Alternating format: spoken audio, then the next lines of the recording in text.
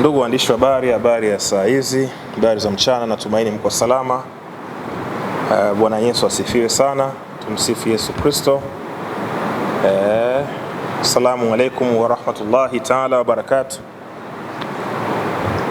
Nimewaita, nashukuru kwa kuja, kwa kuitikia wito huu. Mara kadhaa ninapokuwa na matukio muhimu, basi huwa nawaita kwa ajili ya kuweza kunisaidia kuweza kufikisha taarifa kwa umma. Nina mambo mawili ambayo ningetamani muweze kuyafikisha kwa umma, na Mwenyezi Mungu awasaidie na awape kibali ili aweze kwenda. Jambo la kwanza, huu ni mwaka mpya 2026. Tunamshukuru Mwenyezi Mungu kwa kutupa afya na uzima, sisi sote pamoja na taifa letu kwa ujumla. Habari ya kwanza ambayo ninayo kwa watu wote ambao ni wakazi wa jiji la Dar es Salaam, lakini wale ambao wako pia mikoani, tarehe 31 mwezi huu wa kwanza, Mama IPM atakuwa na ibada kubwa ya wanawake, mabinti, wamama, mabinti na wanawake wote kwa ujumla. Ibada hii itafanyika tarehe 31 mwezi huu wa kwanza 2026, mwanzo wa mwaka, kwa kichwa cha habari kilichobeba mwanzo mpya wa mwanamke.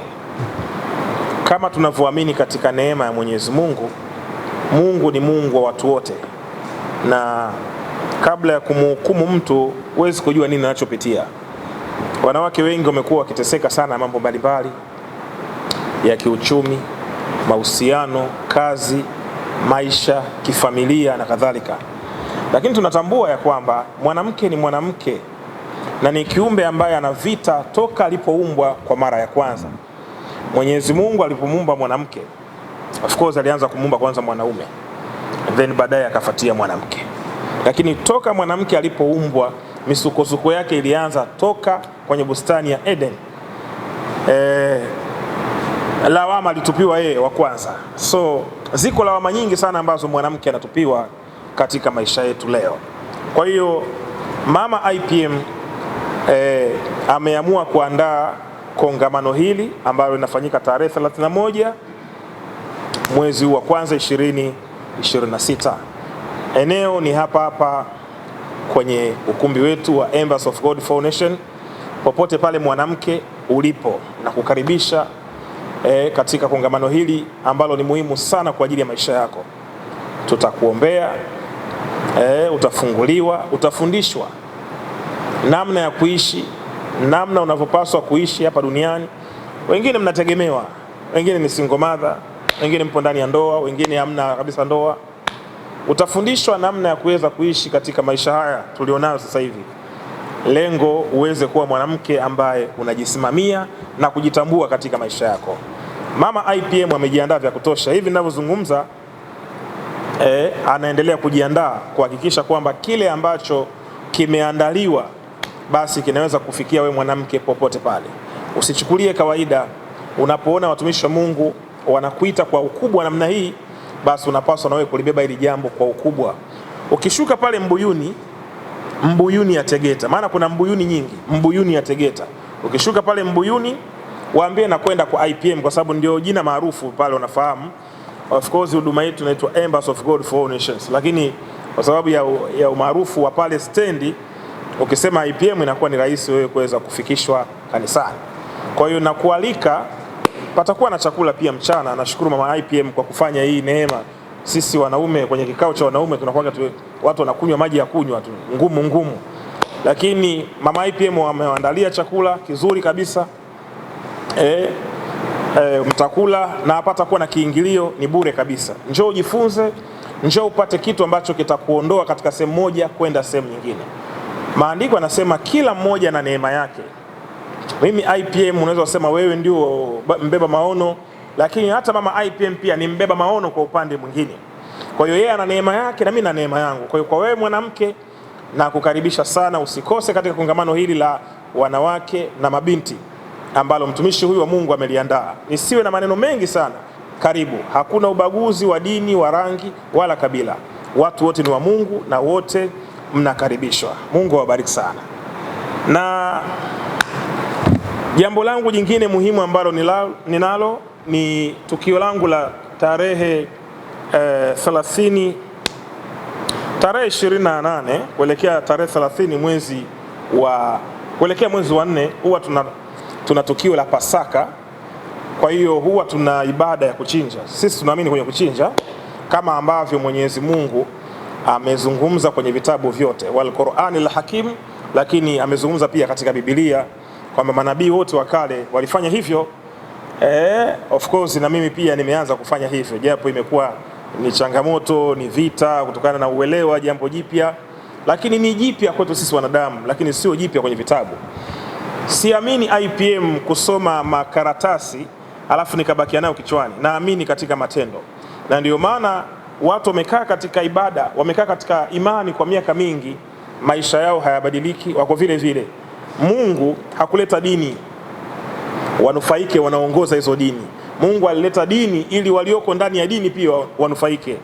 Sio vizuri au haisaundi sana au mimi sipendi sana mimi kufanikiwa alafu nao waongoza wanalia njaa, hawana hela kula, hawana hela hawezi kujenga, hawezi kuwa na maisha yao.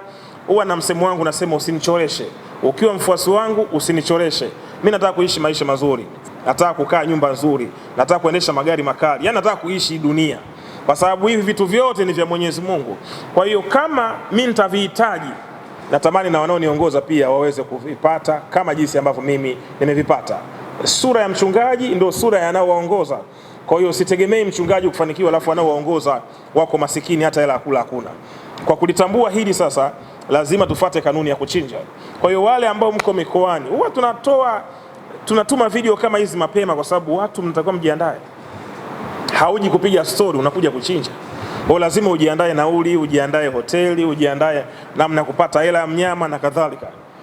Njoo, hautajutia, kwa sababu watu wote waliohudhuria ibada ya kuchinja hakuna hata mmoja aliyejutia. Mungu wa mbinguni awabariki sana. Fika Dar es Salaam. Kwa nyinyi ambao mko nje ya nchi, mtufuatilia Kenya, Burundi, Zambia, Mozambiki, Malawi, Namibia, South Africa, wengine wanatoka mpaka Marekani, Canada, wanakuja kwa ajili ya ibada hii kubwa ya mwezi wa 4 ya kuchinja. Kwa hiyo jiandae kwenye tarehe 28, 27 wewe umeshafika Dar es Salaam, tunaonana alafu tunaandaa wanyama, tunafanya hii kazi, na Mungu wa mbinguni awabariki sana. Kama mnavyojua ndugu waandishi wa habari, huwa sina maneno mengi sana. Hayo nilozungumza yananitosha na nimefikisha ujumbe kwa jamii. Kama kuna swali lolote, karibuni.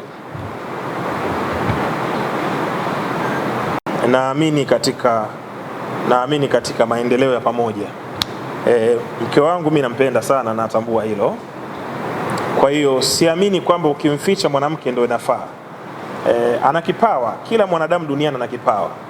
Kwa hiyo kama yupo sound mwanamke kuja kwa mchungaji wa kiume kumwelezea kwamba imagine sasa mwanamke sasa sehemu zake huku, nielewe nikisema hivyo, Ikulu kuna shida huku Ikulu, alafu anakuja kwa mchungaji wa kiume, yani kunakuwa na ukakasi fulani. Kwa hiyo kama una mke alafu Mungu amempa kipawa cha uchungaji, ina sound vizuri, akienda kumwelezea matatizo yake anakuwa yuko comfortable na anakuwa anaelewa, kwa sababu ni mwenzie.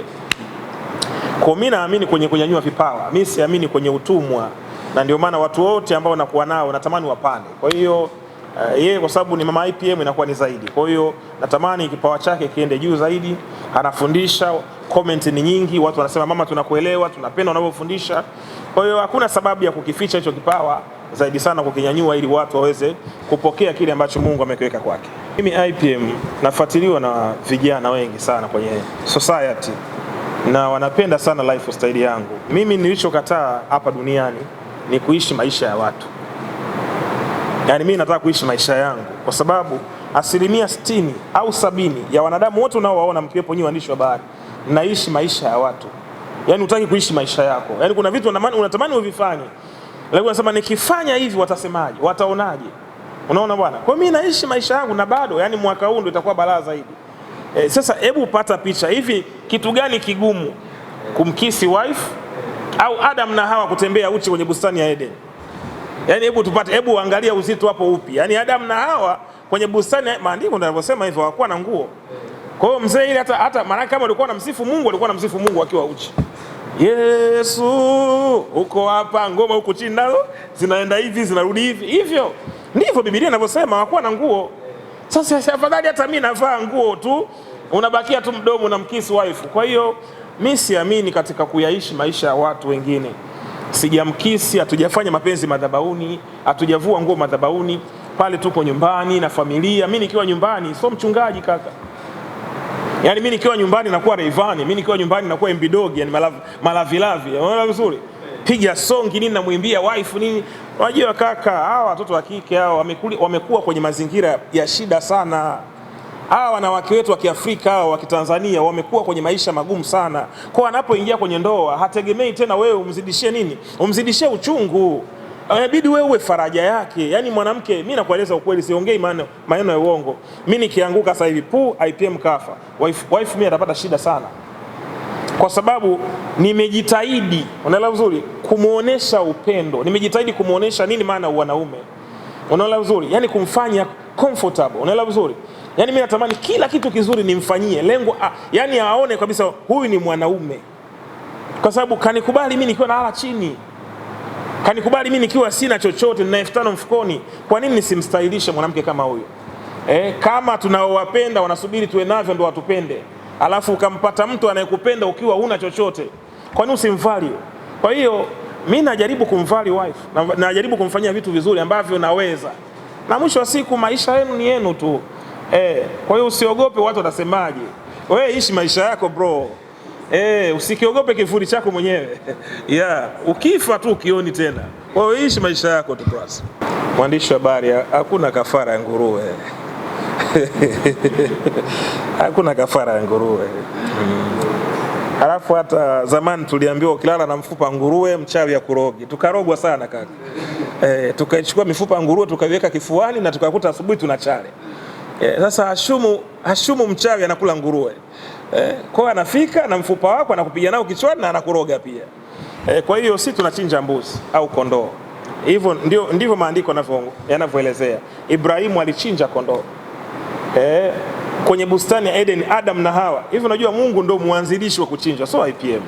Mwenyezi Mungu alichukua mnyama akachinja. Alafu akawavesha ngozi wa wanadamu wa kwanza kabisa.